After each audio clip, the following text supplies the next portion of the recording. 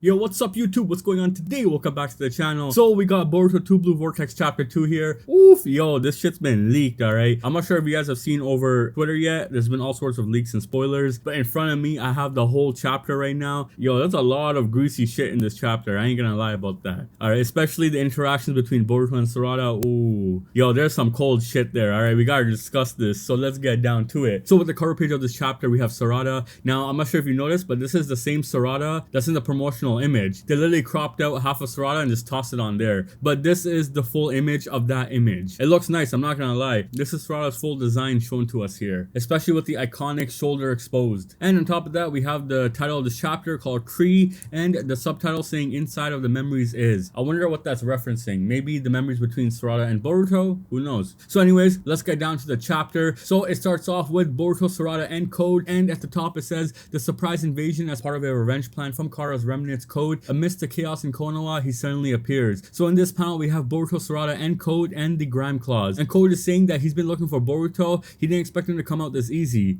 And Code saying that if he knew Boruto would come to Konoha this easily, he should have attacked earlier. But Boruto writes off Code in the next page saying, withdraw your monsters from here, every last one of them, while you still can. If you do that, I'll spare your life. Bro, Boruto is being so cold to Code. Even Sarada is noticing that. Like, you can see Boruto's aura, it's all serious and menacing, similar to Sasuke's. And then you have Sarada there looking like, yo, Boruto's so much different. Like, what the hell? It's crazy what we're seeing right now. This is the time skip Boruto. Now, what throws me off are Boruto's words. Boruto says, withdraw your monsters from here, every last one of them. While you still can, if you do that, I'll spare your life. Why is Boruto talking like him and Code have some sort of relationship or they've been together before? I think my theory that Boruto and Code are working together could be possible, especially with what Code says next, saying 2 years ago, didn't you run away from me without doing anything? And this right here to me means that Boruto might have been with Code and Boruto ran away because Code did something, or maybe Boruto found out about the monsters Code has and thus he wanted to run away from Code. So to me it looks like Boruto and Code have some sort of relationship from before, especially with what Boruto says to Code in the next part. He says, you heard it right, if you understand, just do it already, or this time you won't get away with just your left eye. Boruto is basically threatening Code, saying if you don't leave, you're basically gonna lose more than a left eye this time. So what was that battle 2 years ago? There's no way Boruto was able to damage Code back then unless Boruto was in his stage 2 karma, or if Momoshiki took control of Boruto, because we know Code without his limiters is stronger than Jigen, and no way Boruto was able to fight Jigen back then. That would not be possible at all. So this is telling me that Boruto and Code have met before in the past, and maybe they were working together up until the moment that Boruto found out that Code is scheming something with the Grime Claws, or maybe Boruto joined him knowing what Code's true plan was and then decided to betray him, which is why them talking, it looks like they're really familiar with each other. So then in the next panels we have Sarada looking at Boruto, and you can tell Sarada is a little lost by Boruto's emotions, especially when she calls out Boruto's name and saying, are you alright? Boruto tells her, we'll talk later, but first stay alive. Boruto is not even facing Sarada. He's not even looking at her. This whole chapter, since he arrived last chapter, he has not once looked at her. Sarada cannot take her eyes off him, but he hasn't even looked at her. Bro, this right here tells me that Boruto is afraid to see Sarada or even face her. This tells me a few things. First, Sasuke is dead, and Boruto can't take it that if he looks at Sarada, he might break. The second being that Boruto can't take his eyes off Code, because if he does for a moment, Code might attack Sarada, and he cannot allow her to get in danger. Though the third is Sarada herself. Boruto cannot see her because he might emotionally break down because of the eye scar, or he doesn't want Sarada to see the eye scar because then she might feel bad about him getting the eye cut. On top of that, it could be that Sarada's outfit could be a bit shocking to Boruto. So then getting on to the next panels, we have Inojin, Shikadai, and Chocho, and all three of them seem to be fighting the Grime Claws. On top of that, we have Himawari flying with Inojin. So upon fighting the Grime Claws, Chocho lets her guard down and the main Grime Claw attacks Chocho, and Inojin quickly comes and saves Chocho, and he talks shit to Chocho saying, don't let your guard down, you fat ass. Chocho replies saying, I'm not a fat ass. I don't know why they had to do it like that, bruh, but it's jokes. But getting back to Inojin, Inojin is carrying the main Grime Claw, and this Grime Claw goes and attacks Himawari, and while he's attacking Himawari, Kawaki quickly comes and punches that Grime Claw down. In this moment, Inojin grabs Himawari and saves her. Bro, you know what this looks like? This literally looks like when Boruto saves Sarada from Kawaki. This is the same case where Inojin is saving Himawari from the Grime Claws. I think there's low-key a parallel here, and that might be for the Inojin and Himawari shippers. Now, I know some people are gonna talk shit about it, but my guy, we don't know. It could be. It could be. Something could be happening, especially with the way Himawari was with Inojin. She's a fighter. She should be down there fighting the Grime Claws, but she's instead with Inojin. Or Himawari is not capable of fighting stronger threats yet, and Inojin has to protect her. Either way, I think there's something going on between these two. Though I'm not gonna get into that, alright? There's a lot of up and downs about that shit. Anyways, getting back to the chapter, Kawaki throws down the main Grime Claw, and this Grime Claw spawns with the Rasengan. This is the one with the Rasengan. This is the main Grime Claw that Code first made. So this tells me that this Grime Claw is actually the leader, and because he has the Rasengan, he probably houses the Ten Tails spirit and possibly even the mind of the Ten Tails. Now, I don't know if it's only this Grime Claw that can spawn a Rasengan or can all of them. It's hard to say, but there's two ways to look at this. First is this Grime Claw is special, that's why he's able to spawn a Rasengan.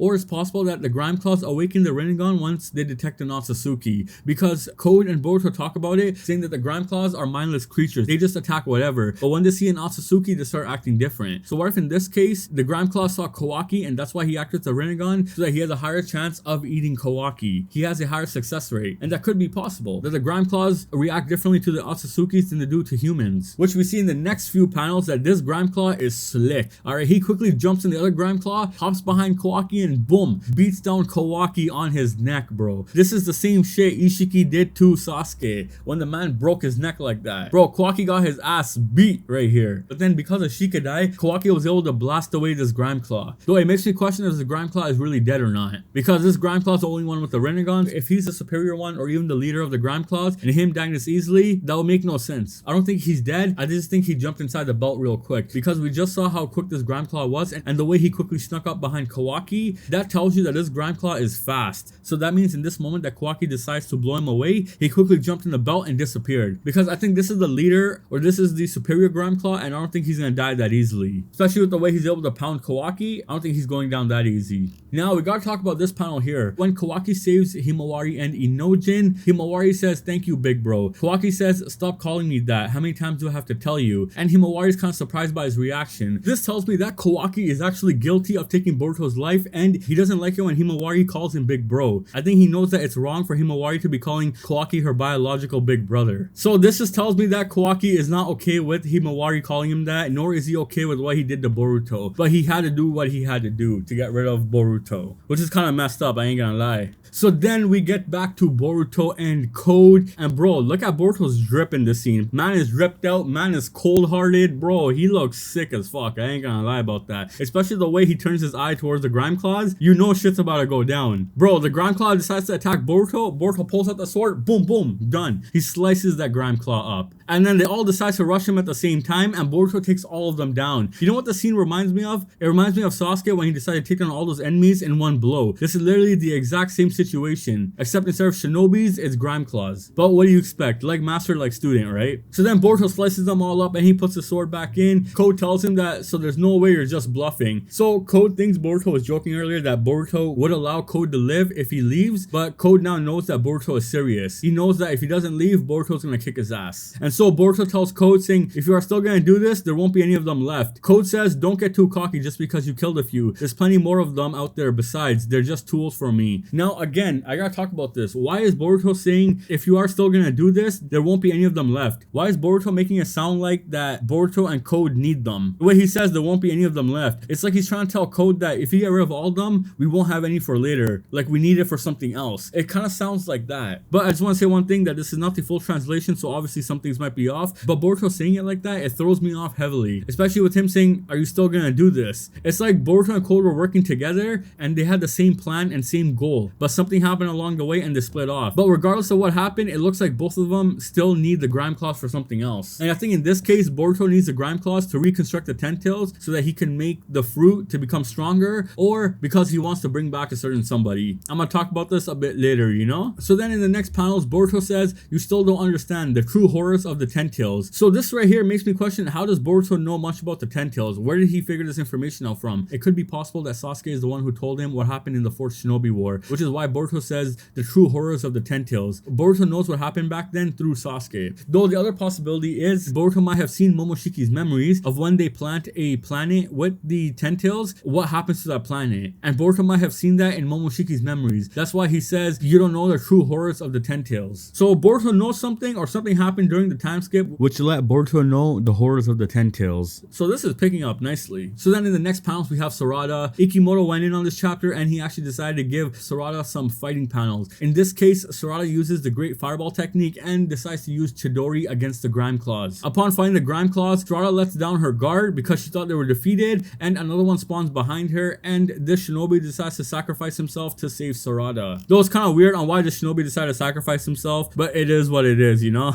Anyways, upon biting this shinobi then turns into a tree. And this goes to the next panels of what Code is talking about, saying, I've known about the Tentils, and he's like, they eat Otsuzukis, but the truth is, they're a beast that just feeds on everyone, on instinct. So in this case, because the Grime Claws are half Tentils, they're gonna eat whoever's in their way. So them attacking Sarada, Inojin, Chocho, all them, they're actually trying to eat them. Once they eat them, they become a tree. Now this goes back to Naruto Shippuden. We saw that the Tentils slash tree would take the humans and it would basically start eating them. Upon eating them, it would make a fruit of their genetic information. So in this case, the Grime Claws are going based on instincts because they know they have to take the genetic information and make a fruit. So they're eating everybody on instinct because that's their instinct, to eat people and make a fruit until they find an Otsutsuki. So that could explain why this chapter is called Tree and why Boruto is worried that if all the Grime Claws are let loose, they're gonna start eating people and they're gonna start planting trees all over the place. And all those people are basically gonna be dead. But the question is, what happens to the Grime Claws after? That is hard to say. I think the idea is that if the Grime Claws eat somebody, that person becomes a fruit.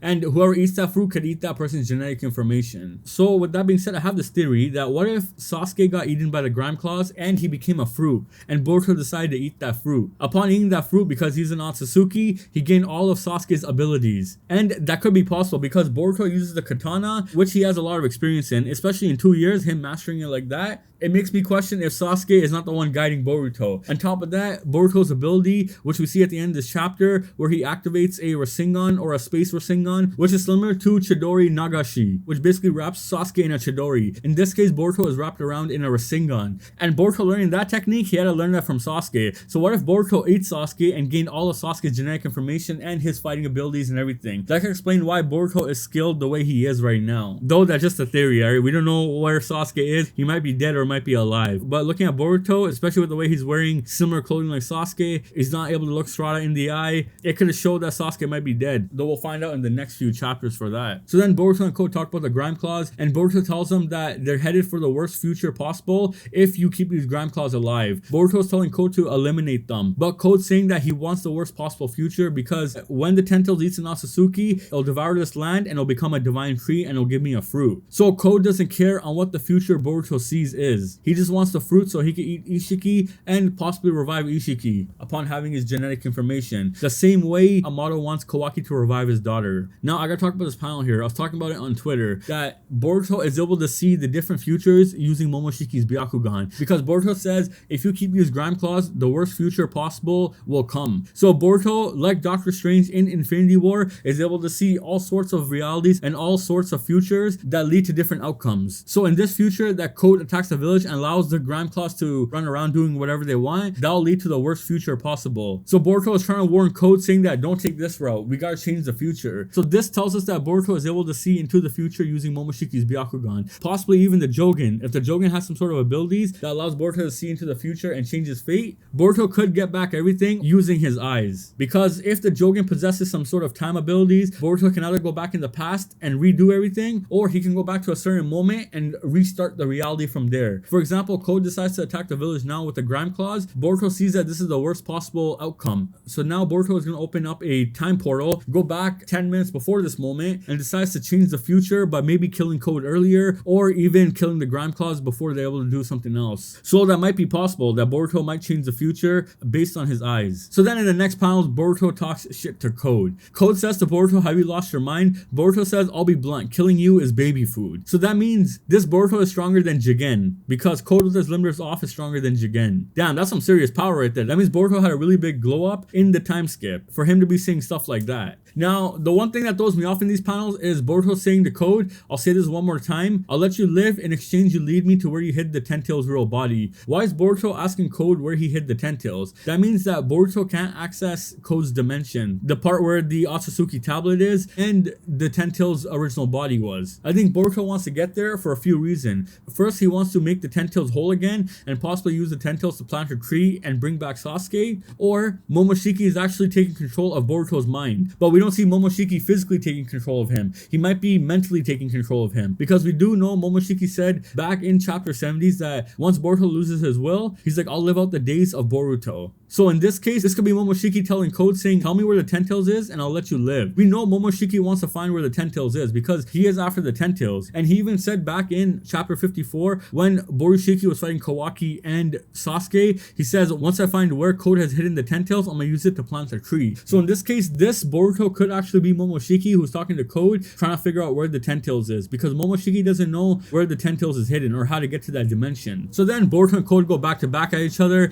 and Boruto says there's no saving this idiot. Boruto pulls out his right hand, and all of a sudden around him, all these clouds and all this vortex starts spawning. And the header says, shunned from his hometown and now being chased, what kind of new power did Boruto gain in the midst of it? And Boruto awakens his power called Rasengan Uzuhiko, which translated above says swirling lad. That means this Rasengan is called Wind Sphere Swirling Lad, which represents the two blue vortex. Because in the two blue vortex, you have two vortexes, and the Rasengan represents one vortex, and swirling in Uzuhiko represents the other vortex. So that can explain why the next part of Boruto is called two blue vortex, because Boruto himself is the two blue vortex, which is really nice symbolism from Ikimoto. Now, I was reading online that Uzuhiko could mean prince, it could mean space / universe. So Boruto saying Rasengan universe or Rasengan space, it could make sense because the area around Boruto is starting to spiral and he's becoming the Rasengan himself. So that could be possible that this Rasengan, like Chidori Nagashi, wraps the user's body with the attack. And thus Boruto is walking at Code, Boruto won't have to lift a hand or anything, and the Rasengan is gonna attack Code. So we gotta see what happens next chapter. Yo, this chapter was juicy. There's a lot of shit in this chapter. It was half action and half text focused. This chapter was good. Now, I just want to clarify one thing. I don't know if these are the exact translations for this chapter because this is the leaked chapter. So this might not have the exact translations that comes out in the official copy in 5 days. So we'll find out once the chapter drops if anything is different between the two. So that's it for this chapter. Let me know what you guys think. This chapter was juicy, alright? Thanks for watching. Please comment, like, and subscribe, and stay tuned for more videos to come.